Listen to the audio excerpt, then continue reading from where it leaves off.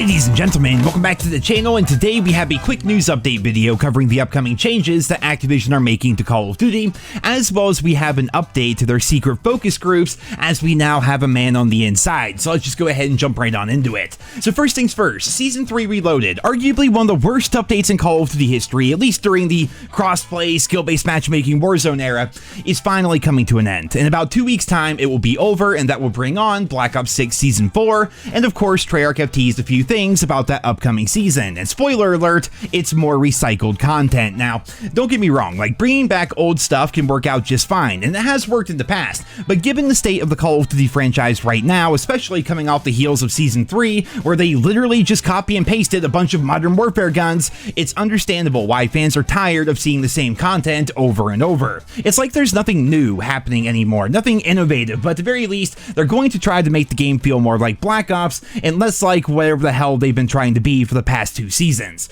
So today they released this cinematic right here, which is meant to serve as the Season 3 outro cinematic. I won't lie to you guys, I have no idea what's going on in any of these cinematics. I have no idea what's going on with the story anymore, because frankly, I just stopped caring, and I think that's true of a lot of fans as well, because even though this was posted to the official Treyarch YouTube channel, it has less than 20,000 views in its first 9 hours. And look, far be it for me to make fun of views on YouTube. I mean, any views on Call of Duty videos these days is a feat in and of itself. Like, us content creators are out here fighting for our lives with how terribly Call of Duty is doing right now, but the official cinematic having views that low is certainly indicative of a problem. You look at the views on the Fortnite channel, for example, and compare that to what we see on the Treyarch YouTube channel or the official Call of Duty YouTube channel, it's night and day different. But regardless, in the cinematic we see that somehow Stitch is still alive from Black Ops Cold War, because I suppose nobody but Soap is allowed to die in this series, but on the table we see the LC-10 submachine gun as well as the FFAR assault rifle,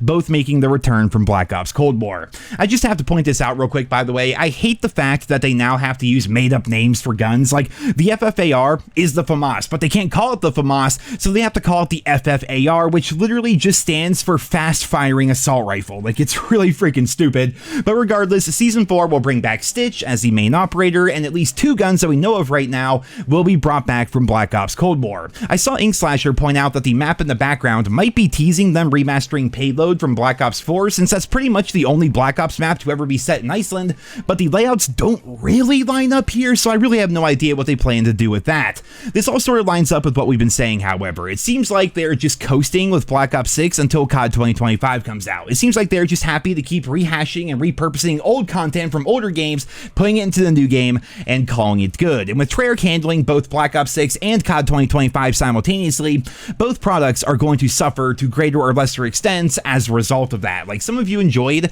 the bartending story I told in a video the other day, so let me use another bit of bartending lore here to exemplify exactly what is wrong with Call of Duty development right now. So, back when I was working there, this little hole-in-the-wall dive bar of sorts, not only was I the bartender, but I also had to run the kitchen. It's not like I did something different every day. I had to handle both as one person every single shift, and usually that wasn't that big of a deal because we were rarely busy. Again, hole-in-the-wall dive bar, kind of in the middle of nowhere, you know.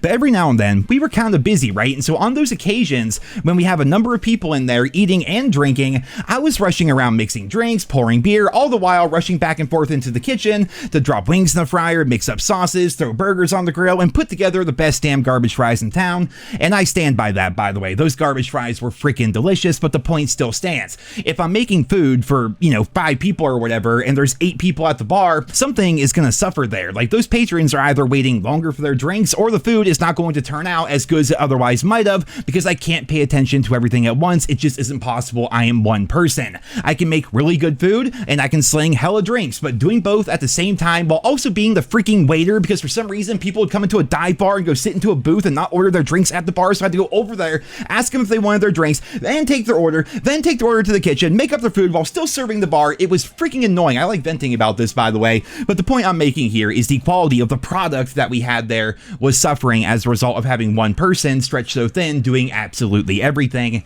and that's what's happening to the COD franchise right now. Having Treyarch handling Black Ops 6 and Black Ops 6 post-launch and COD 2025 while simultaneously also pre-developing the post-launch content for COD 2025 is stretching that studio so stupidly thin, and the quality of everything has suffered as a result. The launch maps for the game were terrible, and that seems to be pretty much a universal opinion. Updates updates have been few and far between. There is virtually zero communication coming from Treyarch themselves, and that really sucks considering people tend to like Treyarch, like given their track record. Black Ops 1, Black Ops 2, Black Ops 3 for crying out loud. I love Black Ops 4, Cold War was at least passable, like Treyarch in general, pretty freaking good, but when's the last time we heard literally anything from them? Like there's no community manager, there's no like face to the studio anymore now that Vonderhaar's gone, there are really no blog posts or lines of communication anywhere. We're basically just left in the dark all the time, and that makes the game feel even more stale as a result because we never know what's going on behind the scenes or what we can expect in the future. I suppose we're just going to have to wait and see what else they may be pushing out for Season 4, and as always, I will keep you guys posted as soon as more information comes out,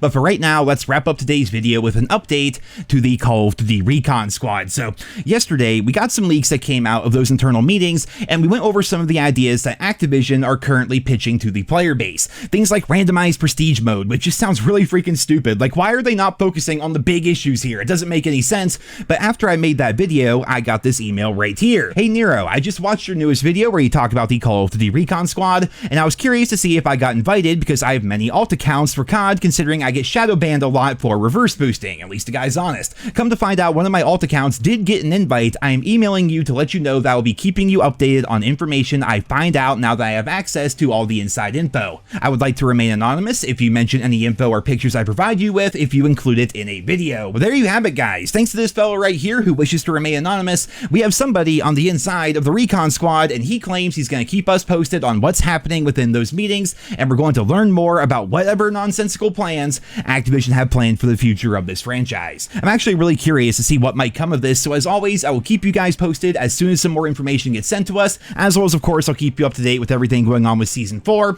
And one final thing before we wrap up today's video is it turns out there's another event that just went live in Call of Duty today. It's available in both Black Ops 6 and Warzone, and this one's for the Call of Duty Endowment. And typically I make fun of events, typically I make fun of bundles in the shop and everything, and there is something to be said about it being a $20 bundle, but still, everything involving the Call of Duty Endowment goes towards helping veterans find jobs. So that's a pretty good thing right there. And the event itself, at least now, we have challenges to do. It's not just run around and collect Blaze bucks or Archies or wherever the hell. There's actual challenges for you to do, and you get some rewards culminating in this animated camo, which would be the second animated camo added to Black Ops 6 post-launch, which is freaking crazy to think about, man. We're over 6 months into this game's life cycle. We are about to enter Season 4, and they're just now adding the second animated camo for us to earn.